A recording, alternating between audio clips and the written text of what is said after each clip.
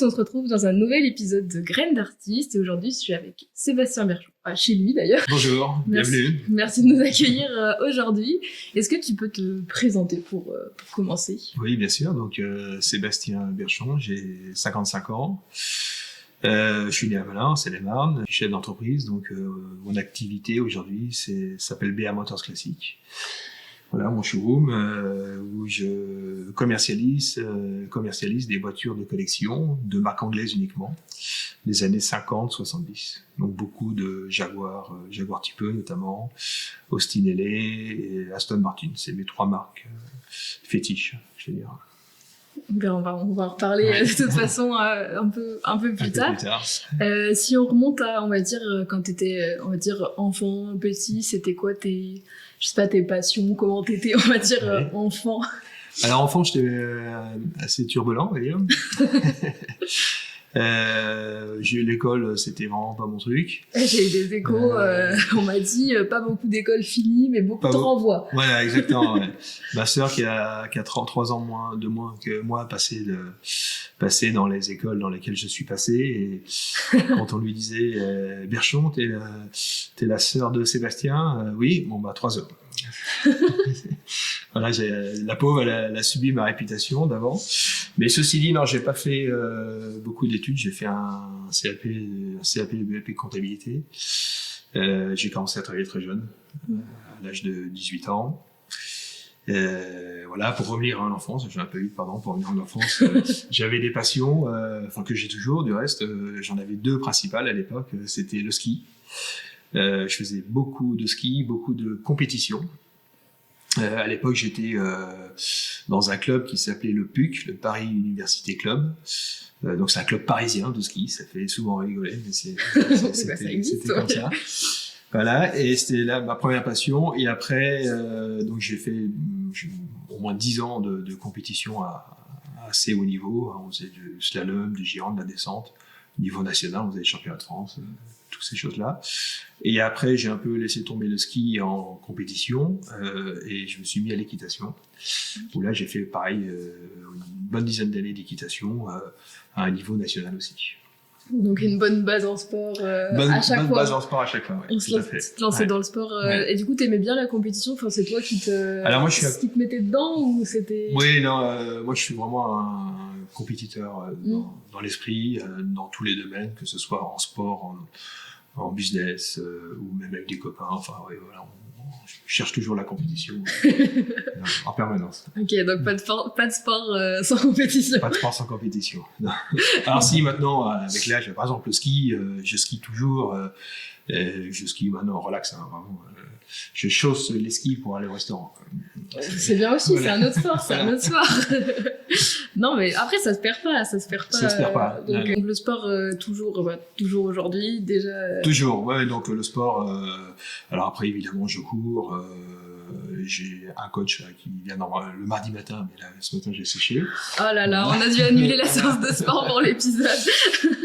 Non, mais le sport en général, j'aime bien, et au fond, moi, je pense que j'aurais vraiment aimé être un sportif de haut niveau. Okay. J'aurais aimé faire une carrière de sportif de haut niveau. Alors dans quel sport, je ne sais pas, mais bon, ça n'a pas été le cas. Mais c'est vraiment quelque chose qui me plaît beaucoup, quoi. Ouais. Et le sport, en plus, moi, j'ai besoin de faire du sport parce que j'ai une maladie, j'ai un problème neurologique. Ça s'appelle Gilles de la Tourette. Donc le sport, ça me permet d'évacuer le stress, beaucoup de choses, et ça fait, plus j'en fais, mieux je me sens, quoi. Plus t'es fatigué, voilà. Mieux ça va. T'as découvert que le sport aidait justement là-dessus, ou comment c'est venu un peu cette gestion justement? Alors en fait, c'était diagnostiqué tard, et grâce à ma femme, parce que ma femme en avait marre de voir secouer la tête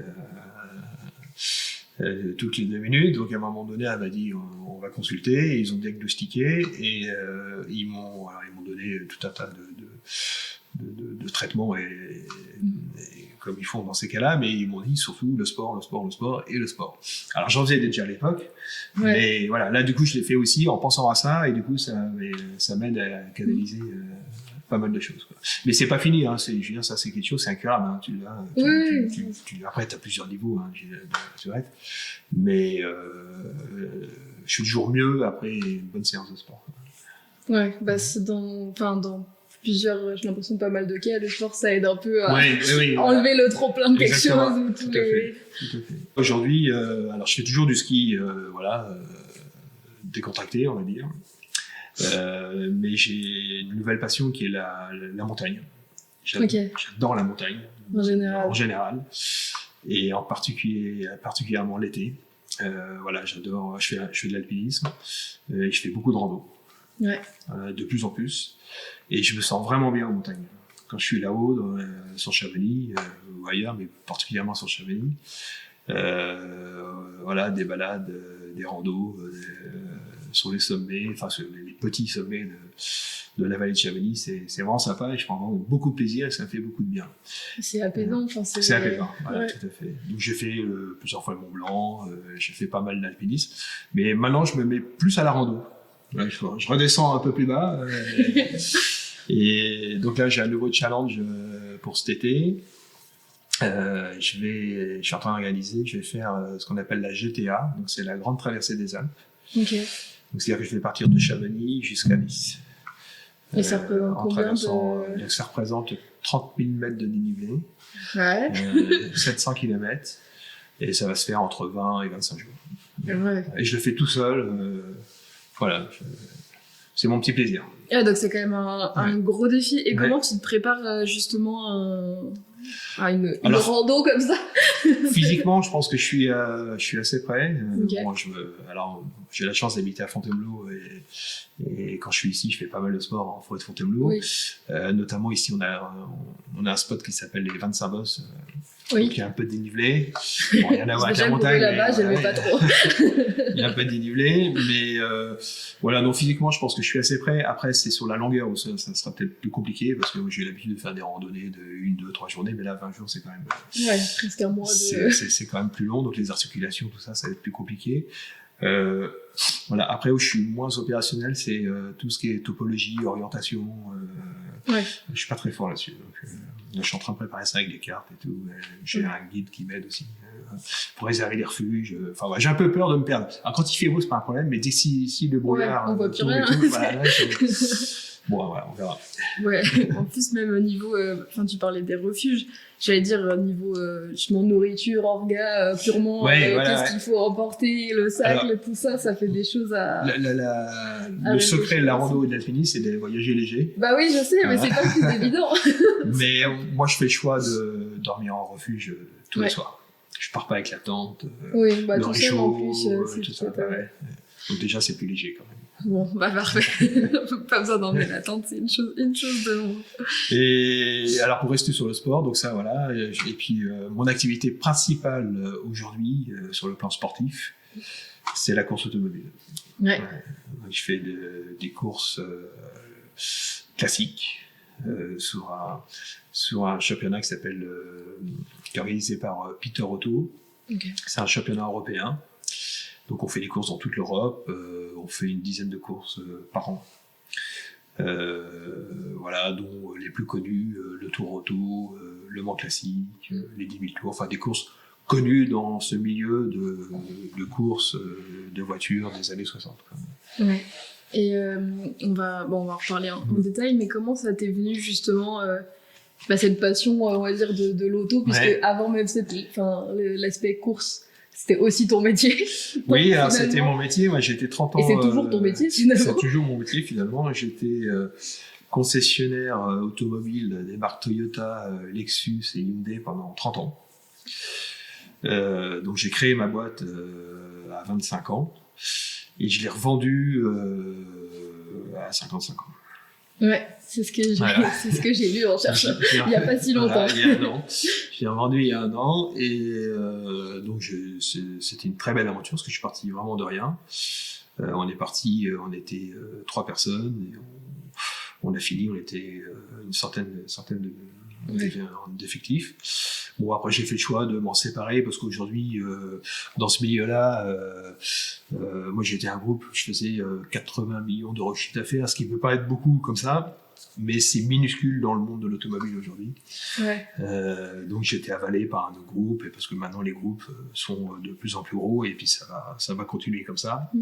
Donc les petits intervenants comme moi sont amenés à disparaître, mais c'est pas de regret. J'ai adoré ce que j'ai fait, j'ai adoré créer et développer cette entreprise, et aujourd'hui ça me permet d'assouvir ma passion avec le business. Voilà, c'est-à-dire que j'ai toujours été passionné de voitures de collection, notamment de Jaguar, d'Aston Martin, donc des voitures des années 60.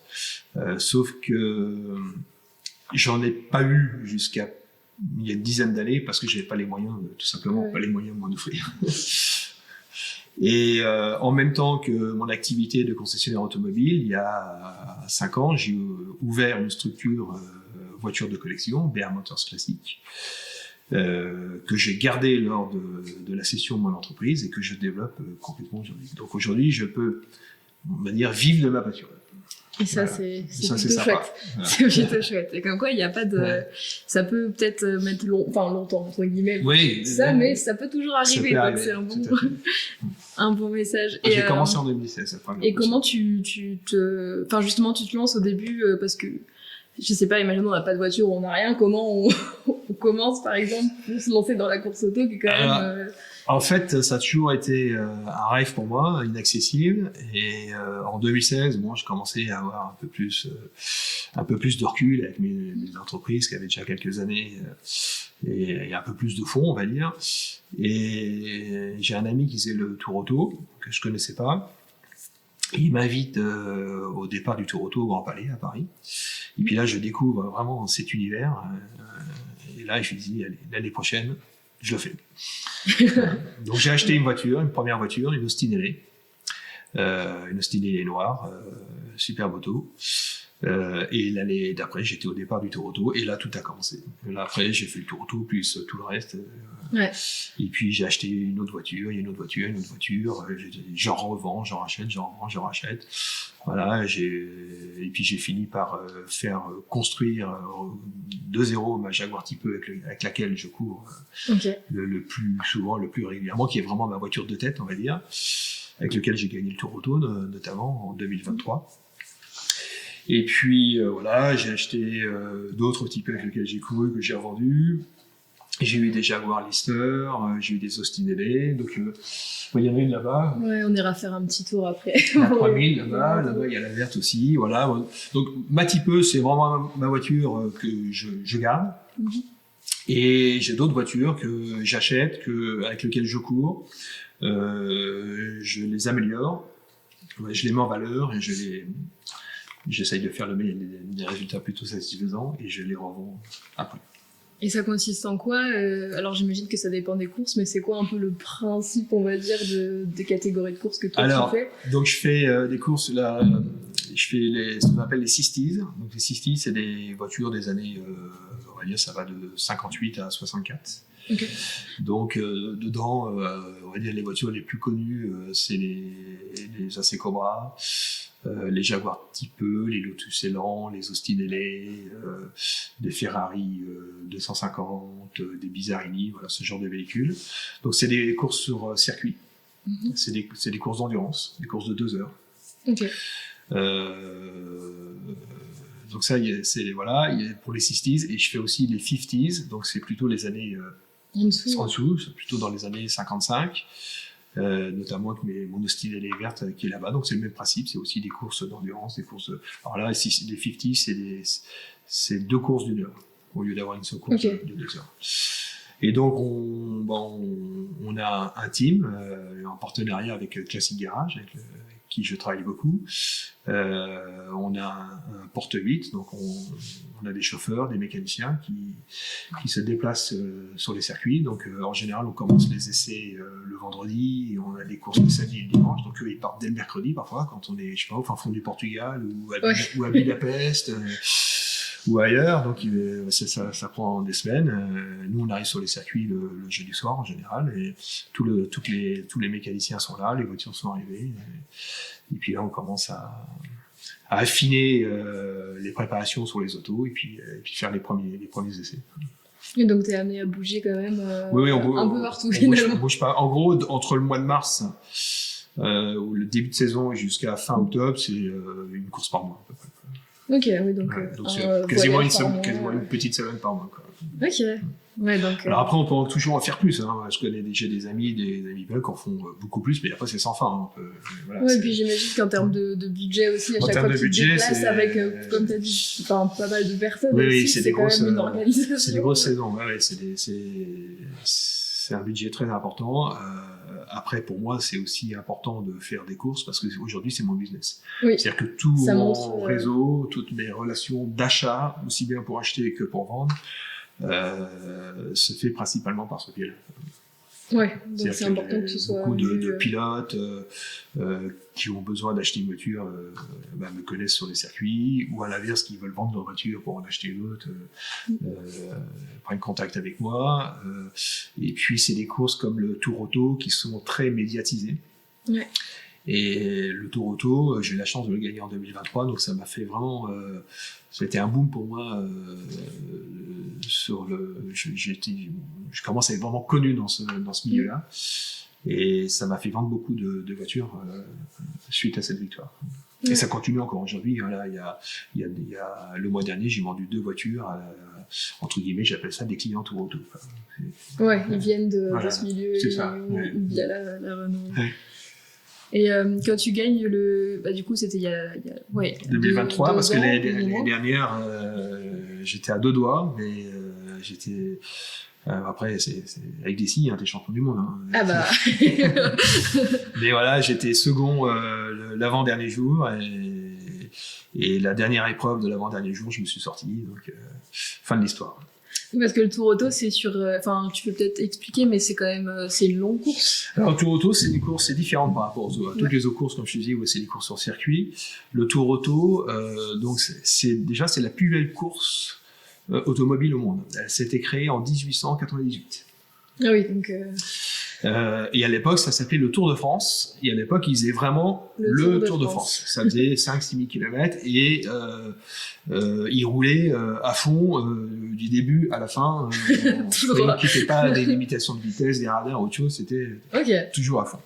Aujourd'hui, ça a été repris ça a disparu. Alors évidemment, pendant la guerre, tout ça, ça a disparu. Et puis après, ça s'est terminé dans les années 80, si je dis pas, ou 70, je sais plus bien, et ça a été repris par Patrick Peter, donc Peter Auto, qui a recréé le Tour de France en l'appelant le Tour Auto. Et donc c'est un peu plus limité, c'est pas un Tour de France. En gros, on fait une transversale, on part de Paris et on va sur la côte est ou sur la côte ouest. Donc c'était en gros Biarritz ou Nice, ça dépend des années. Okay. Ouais. Alors en passant par les Alpes ou l'Auvergne ou les Vosges. Un terrain montagneux, en tout cas. Un terrain montagneux.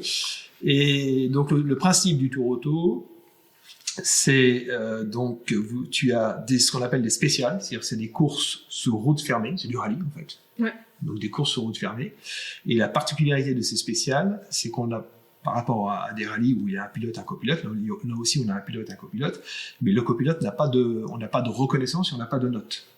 Okay. On nous donne juste quelques notes 10 minutes avant la course, avant la spéciale, avec les points dangereux. Donc c'est ce qu'on appelle à l'aveugle. C'est-à-dire que normalement un copilote dans un rallye, si tu regardes des vidéos, tu vois que le copilote il anticipe, il parle tout, il enchaîne, et puis le pilote il écoute, il a entièrement confiance à son copilote, s'il lui dit à droite, il va à droite, s'il dit freine, s'il dit accélère, il accélère. Là c'est pas le cas, on est vraiment à l'aveugle, c'est ce qui fait aussi son charme. Donc on fait 2-3 spéciales par jour et un circuit. Ok. Donc on part le mardi, on arrive le dimanche. Et entre les spéciales et les circuits, on a ce qu'on appelle des liaisons.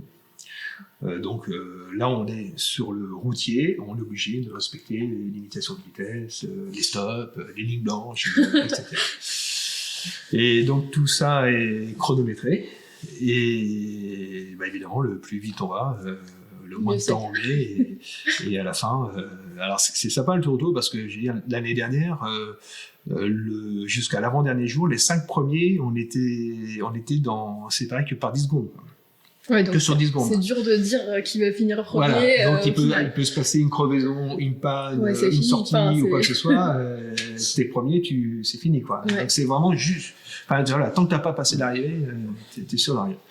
Et c'est une course qui est énormément populaire. On traverse la France de Paris jusqu'à la fin. Il y a du monde sur la route tout le long. Il y a toujours du monde. Les gens sont là. Enfin, c'est bien parce qu'il y a toujours vraiment de l'attachement aux voitures anciennes. Il y a voilà les gens. Il y a un capital sympathie. Malgré ce qui se passe dans l'automobile aujourd'hui, par exemple à Paris, on peut plus rentrer, plus sortir, plus rien faire.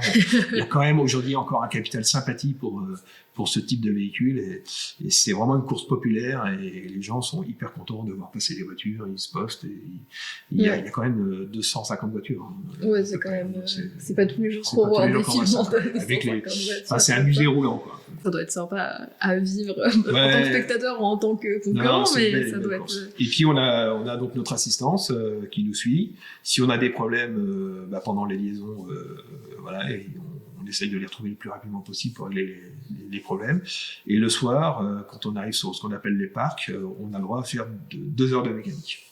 Ah oui, donc c'est réglementé. Donc si tu fais plus, tu prends des points de pénalité. Donc faut pas avoir de gros soucis quoi. Oui, c'est-à-dire qu'un tour auto, je dis toujours, ça se prépare en ce moment. Le tour auto c'est en avril. Un tour auto, ça se prépare en ce moment dans les ateliers déjà. Il faut que la voiture elle soit parfaite. Faut pas s'y prendre au dernier moment. Qu'on essaye d'anticiper les éventuels problèmes.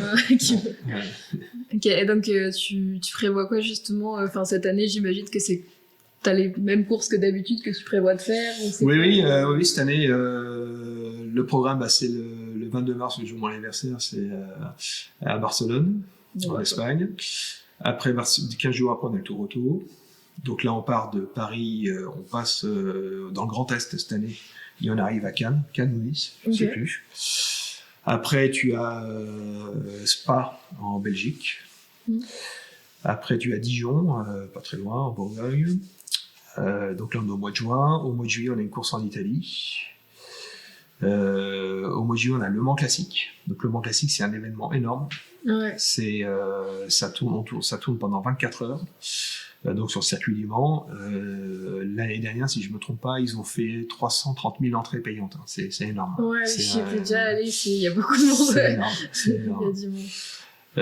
Après le Mans Classique, en juillet on a une course en Italie. Après au mois d'août on est aux 10 000 tours au Castellet dans le sud. Après on est au Portugal à Estoril. Et après on fait une course de 6 heures, ça s'appelle les 6 heures de Spa. À Spa, en Belgique. Donc là on court pendant 6 heures à 2 pilotes. C'est sympa, c'est très sympa aussi. Mais là on est tard dans la saison, on est au mois d'octobre et déjà en Belgique il fait rarement beau, mais au mois d'octobre il pleut tout le temps. Donc il n'y a pas trop de doute sur le terrain, sur ce que ça va être la course. Et pour avoir regardé la série sur la F1, j'ai l'impression qu'effectivement, de toute façon, il fait toujours moche quand ils arrivent là-bas. Donc, là, j'ai froid. C'est ça. Ouais, donc c'est quand même un gros rythme. Ouais, c'est une belle grosse saison. Ouais, grosse saison. Et donc là, je cours avec la Type E et le Style. Donc 2 voitures à chaque fois dans 2 catégories différentes. Ok, donc oui, donc pas mal de voitures à emmener aussi, de logistique derrière. Et j'allais dire, c'est quoi justement on va dire je sais pas, les qualités ou les choses comme ça d'un bon pilote, par exemple, sur ce type de course? Est-ce que ça existe ou est-ce que c'est chacun son style? Oui, en fait, déjà c'est des vraies courses, parce que si je reviens sur le Tour Auto, il y a la compétition et la régularité. La régularité, c'est quoi? C'est tu as une vitesse moyenne et tu dois la respecter. Par exemple, tu as une vitesse moyenne de 50 km/h et tu dois, sur le circuit, essayer de rouler tout le temps à 50. Et en spécial, essayer de rouler tout le temps à 50. Et à côté, tu as la compétition. Et on va dire, c'est un peu deux mondes différents. Alors, je veux surtout pas dénigrer la régularité parce que moi, je serais incapable de le faire. Parce qu'il faut faire de la mathématique, c'est tout un truc, j'y comprends rien. Et ça m'intéresse pas. Mais voilà, c'est 2 mondes séparés. Et donc, t'as des super belles autos, et beaucoup de gens qui connaissent pas vraiment ce milieu-là se disent le tour auto, c'est un truc de riche, les mecs, ils ont de l'argent, des belles voitures, ils font le tour de France, ils se tapent des beaux hôtels et des beaux restos. Voilà. Il y a une certaine image de ça, mais voilà. Ce serait peut-être trop simple. C'est complètement faux. En tout cas, dans le top 20 compétition, c'est vraiment de la compétition, on se fait vraiment pas de cadeaux. Sur circuit, il peut y avoir des accrochages, voilà, on y va, on fait vraiment des courses. Et le soir, en général, on arrive au parc, on s'occupe de la voiture, on va dîner, il est 22h, 22h30, on va se coucher à minuit, et le lendemain matin, à 6h, on repart. Et on est en combinaison de pilote du mardi au dimanche, on n'a pas le temps de se changer. Donc voilà. Donc pour revenir à ta question, les qualités. Pas beaucoup dormir. Non, mais déjà dans ce milieu-là, alors évidemment c'est un sport qui coûte cher, donc il y a pas beaucoup de jeunes.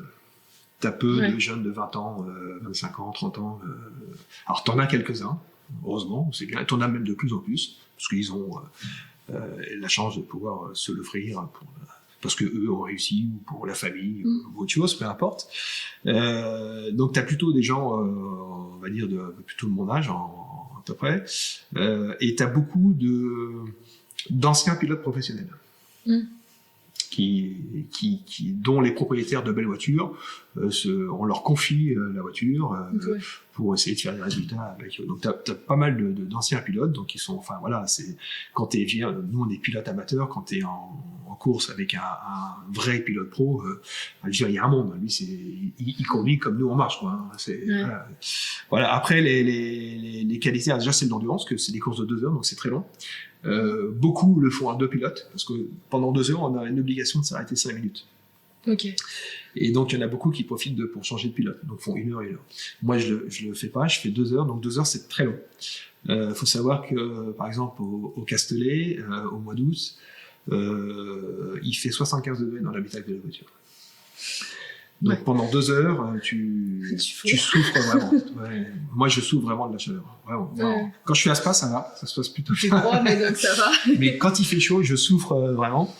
Voilà. Après, les qualités. Alors moi, j'ai fait beaucoup de ski, comme on disait tout à l'heure. Donc il y a quand on fait du ski, notamment en descente, on travaille beaucoup la lecture du terrain et l'anticipation. Donc, en course automobile, c'est à peu près pareil. Enfin, le regard est très important. Il faut vraiment bien anticiper, bien regarder ce qui va se passer. Et du reste, beaucoup d'anciens champions de ski font de la course automobile, notamment au Dakar. T'as Luc Elfant, t'en as un autre, je sais plus comment il s'appelle. Enfin, t'en as pas mal. T'as beaucoup d'anciens champions de ski qui sont passés à la course automobile. C'est marrant. Enfin, et qui font des bons résultats. Quand tu dis par rapport au terrain, ça semble logique, mais ça fait un bien. Voilà. Après, les qualités, bon, dans nos courses, en fait, il y a, on va dire, on divise par 3. On va dire, t'as les 20 premiers, c'est vraiment on se bagarre vraiment. Après, t'as le deuxième tiers, c'est la bagarre, mais souvent ils ont des voitures un peu moins performantes. Et puis à la fin, c'est plutôt des gens qui se font plaisir et voilà, ils y vont plutôt tranquillement. Et est-ce qu'il y a tu disais justement que vous pouviez par exemple vous rentrer dedans, est-ce qu'il y a une notion de danger ou quand même important, parce que c'est aussi des voitures relativement anciennes, donc j'imagine que ça décuple le tout. Bah, ça reste de la course automobile, un sport mécanique, donc avec les dangers qui vont avec. Par exemple, au Mans Classique, moi avec ma Type, je suis ligne droite, je suis à 260. Bon, c'est des voitures qui freinent pas très bien. Voilà, c'est des voitures des années 60. Alors même si elles sont super préparées, t'as tout ce qu'il faut et tout, t'es jamais à l'abri d'une sortie de route, d'un accrochage. Enfin, quasiment à chaque course, il y a des accidents. Alors heureusement, c'est jamais, ça arrive, mais c'est très rarement grave pour le pilote. Par contre, la voiture, c'est grave pour elle. Moi, j'imagine qu'il y a eu, de toute façon, il doit y avoir des réglementations. Ah oui, on a des réglementations très strictes. Très strictes. Les voitures, en fait, on a ce qu'on appelle un PTH, un passeport historique. Donc déjà, on est obligé la voiture, elle doit être en conformité comme elle était dans les années où elle courait. Mais voilà, après, t'as des arceaux, t'as des ceintures, t'as des extincteurs, t'as tout ce qu'il faut pour la sécurité. Mais bon, après, les accidents, ça reste des accidents. T'es jamais à l'abri. Mais c'est rare, franchement, les gros accidents, c'est rare. Ok. C'est déjà ça. Et j'allais dire justement, entre la course, ton activité, on va dire, de vendeur, même si finalement c'est un peu lié, comment elle s'organise justement tes journées, tes semaines? Est-ce qu'il y a un peu un type ou est-ce que c'est au jour le jour? Mes semaines, donc ça c'est mon bureau, j'ai la chance alors je donne pas l'adresse de mon bureau parce que de mon showroom parce que c'est un showroom privé. Ouais. Je travaille uniquement sans rendez-vous et par relation, c'est pas ouvert au public.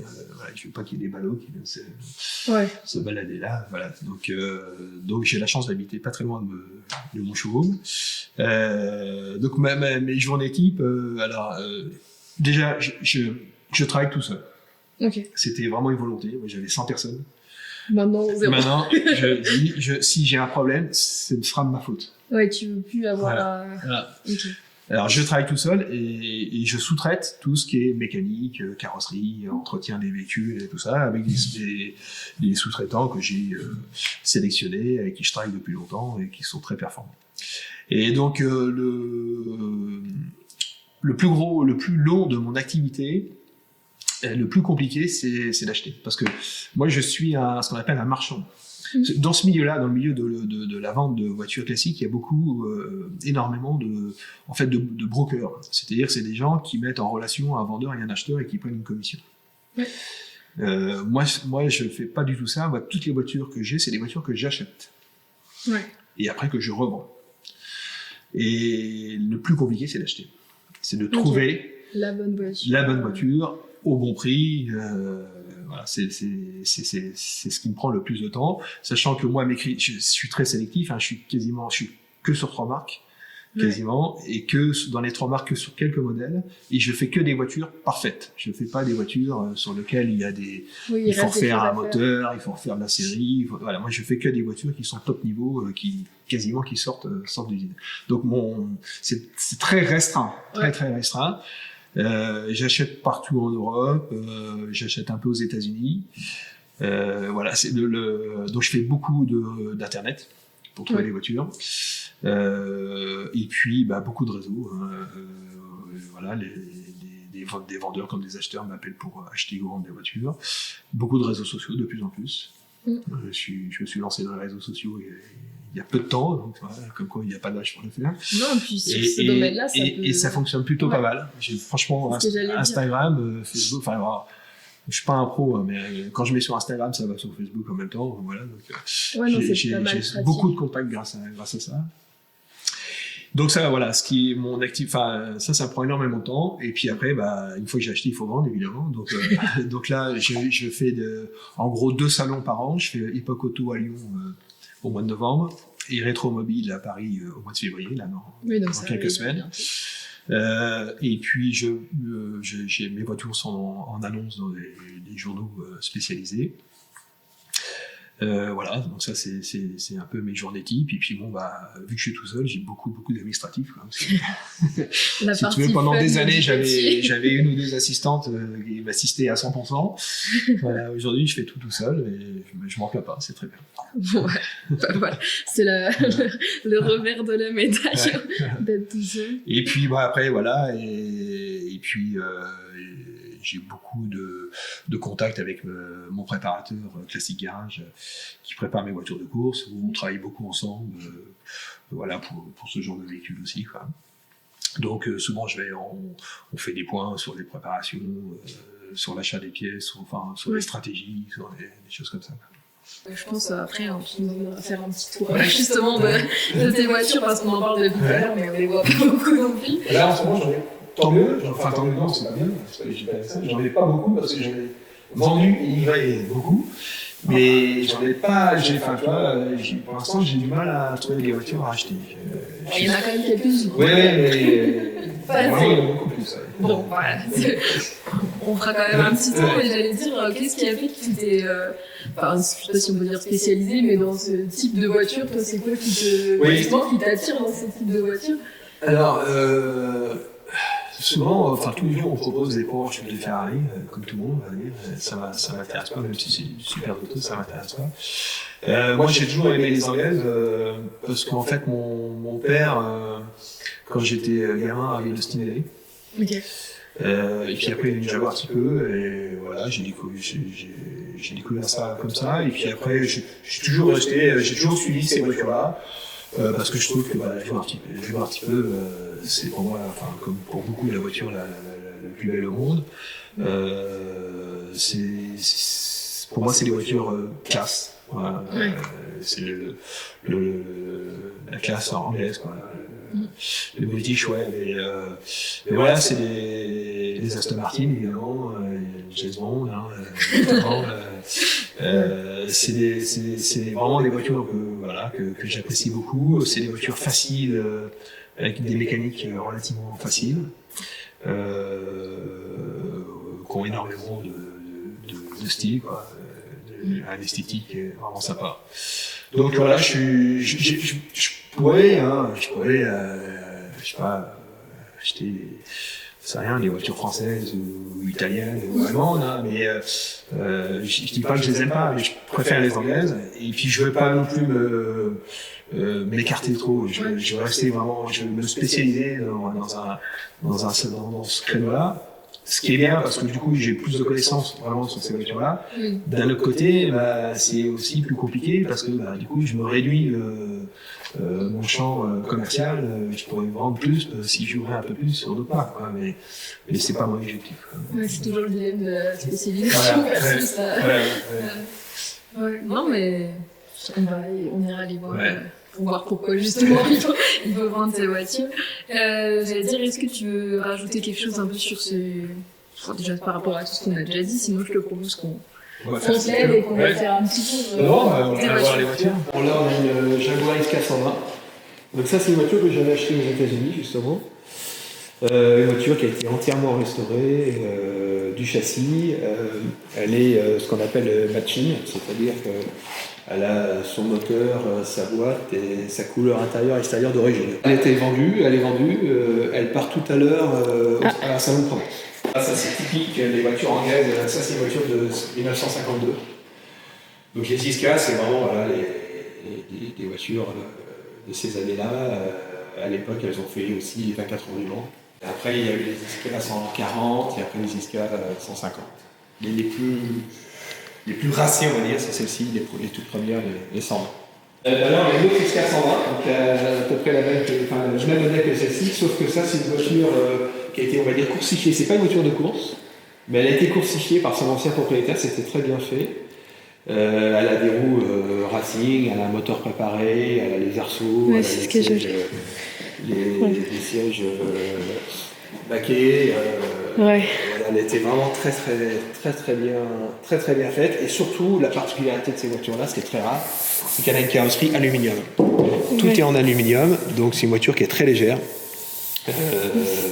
Et évidemment, ça a un coût, parce que tout en aluminium, c'est un vrai travail de orfèvrerie à faire pour les carrossiers, c'est très compliqué. Ça, c'est vraiment une voiture magnifique qui est pas vendue, que je vais emmener à Rétro-Mobile. Ici, on a une petite Austin LA, donc ça c'est ce qu'on appelle la grenouille en français, un peu les jeux de grenouille. Donc c'est une voiture de 1960, la marque 1. C'était le petit modèle de style LA. Donc j'ai toujours une petite voiture dans mon choix. Là, on est à 30 000 €. Toujours bien d'avoir une petite voiture à proposer. Pour tous les budgets. Voilà, et alors pareil, comme toutes les voitures, entièrement restaurées, intérieur, extérieur, moteur, prête à partir. Donc après là on passe sur les Jaguar un petit peu. Donc ça c'est des... Alors moi j'aime un petit peu, il y a 3 séries. Il y a la série 1, les toutes premières, jusqu'à 1961 à 64. Après il y a les séries 2 et après il y a les séries 3. Donc les plus recherchés, les plus purs, on va dire, sont les séries 1, les toutes premières. Et je fais essentiellement 99% de série 1. C'est très rare que j'ai une série 2 ou une série 3. Okay. Je cherche vraiment les toutes premières. Donc elles se faisaient en coupé ou en cabriolet, en 3,8 litres ou en 4,2 litres en motorisation. Donc là il y a 3 séries 1, 3,8 litres, donc 2 cabriolets et un coupé. Et celle-ci, la blanche, elle a encore une autre particularité, c'est que c'est ce qu'on appelle un plancher plat. Donc plancher plat, c'est les toutes premières qui sont sorties en 61. Et il y en a eu très peu. Par exemple, plancher plat conduite à gauche comme celle-ci, il n'y en a eu que 100 de fabriqués. Ah oui. Donc là, on est sur des voitures à un budget plus important, un plancher plat comme ça. Voiture qui sort de restauration. Hein. J'ai un dossier de restauration énorme. On est sur des budgets de 200 000 euros. Ok. Et là, tu peux donc couper. Donc pareil, une voiture un peu préparée, restaurée aussi, un peu style racing. Alors moi, personnellement, je préfère les couper au cabriolet en esthétique. Là, on a une Austin LA. Donc ça, c'est une Austin LA avec laquelle j'ai couru. J'ai fait 2 saisons avec. Donc c'est une 6 cylindres. Donc avec, je faisais les 50s. Le Mans classique sur le plateau 3. Donc c'est une voiture qui est super sympa. C'est vraiment un régal à conduire. Et là, je la vends. Donc elle a été révisée, préparée et elle est prête à faire la saison 2025. Pour le prochain. Donc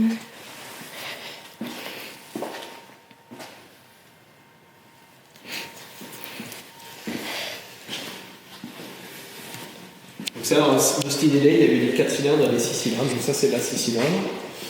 Et là, tu as la verte, c'est les 4 cylindres. Donc pareil, une voiture avec laquelle je cours, elle par contre je la garde pour l'instant. C'est une voiture, je fais essentiellement le Mans classique avec. Là. Donc là cette année je suis inscrit au Mans classique sur le plateau 2 avec. Et celle-ci elle a la particularité, alors pareil avec un style aluminium. C'est une voiture en fait spécifique, c'est dans les années 56 je crois. Austin LA la marque Austin LA a fabriqué une voiture pour battre des records de vitesse sur les lacs salés à Bonneville. Ok. Et dans les années 2000, il y a un préparateur anglais et pilote qui s'appelle Welch, qui est très très connu, qui a fait un partenariat avec la manufacture LA pour reconstruire la même voiture à l'identique, et c'est celle-ci. Donc il n'y en a qu'une seule. Et il a été aussi faire des records avec. Elle a 16 records de vitesse. Donc, ah oui. J'ai les certificats de la FIA. Donc là, on a c'est une voiture vraiment unique. C'est un proto, elle n'a pas d'équivalent. Et je m'amuse très très bien avec. J'imagine. Sacrée voiture. Ouais, très belle voiture. Très belle. Ouais. Puis là, on a une petite LGA aussi qui est vendue, qui va partir bientôt. Donc ça, c'est pareil, une petite voiture, petit budget dans les 30 000 euros, mais très sympa. Vraiment, les LGA, c'est vraiment des voitures que j'adore. J'essaye d'en avoir toujours une. C'est vraiment une voiture très, très mignonne, très sympa. Très souvent, je vends ça à des femmes. On a vu un petit peu les Austin LA, et puis en ce moment, j'ai pas d'Aston Martin. Je vais récupérer la semaine prochaine, normalement, si tout se passe bien, une Aston Martin, une DB5, entièrement restaurée, que j'aurai certainement à Rétromobile aussi. Bon on faudra suivre sur les comptes Instagram et autres pour voir les prochaines. En tout cas, merci beaucoup pour la visite, le podcast, et puis avec plaisir. Et puis bon courage pour la saison qui commence bientôt. Bientôt, ça va aller vite. Ouais. Merci.